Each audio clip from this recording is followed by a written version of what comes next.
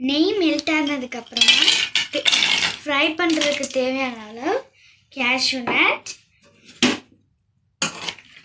ஸ்டவ்வை சிம்மில் வச்சு கேஷ்யூநட் கொஞ்சம் ப்ரௌன் ஆகிற வரைக்கும் கிண்டி விட்டுட்டே இருப்போம்.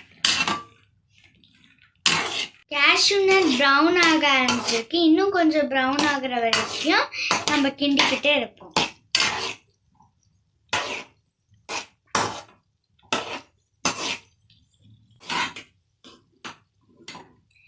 இப்போ பாருங்க எவ்வளோ அழகா எல்லாமே ஒரே மாதிரி கிறிஸ்பியாக ஃப்ரை ஆயிருக்குன்னு. இப்போ இதை நம்ம வெளில தனியாக எடுத்து வச்சிடலாம்.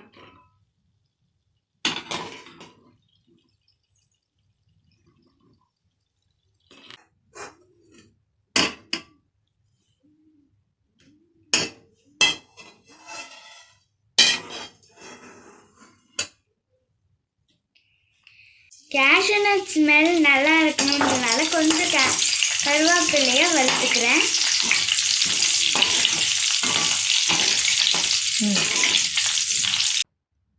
இப்போ கருவேப்பிலை நல்லா கிறிஸ்பியாக ஃப்ரை ஆயிடுச்சு. நான் வெளியில் எடுத்து தனியாக வச்சுக்கிறேன்.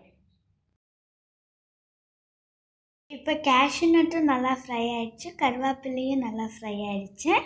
இப்போ எல்லாத்தையும் சேர்த்து மிக்ஸ் பண்ணலாம். கருவேப்பிலை, உங்களுக்கு தேவையான அளவு உப்பு,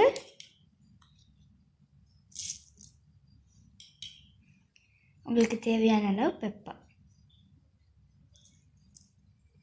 இதை சேர்த்து நல்லா மிக்ஸ் பண்ணிக்கோங்க. நல்லா மிக்ஸ் பண்ணிக்கோங்க. நம்மளுடைய டேஸ்டியான கேஷ்யூநட் பெப்பர் ஃப்ரை ரெடி ஆயிடுச்சு. கடையில் வாங்கி சாப்பிட்ற மாதிரியே டேஸ்டியாக இருக்கும்.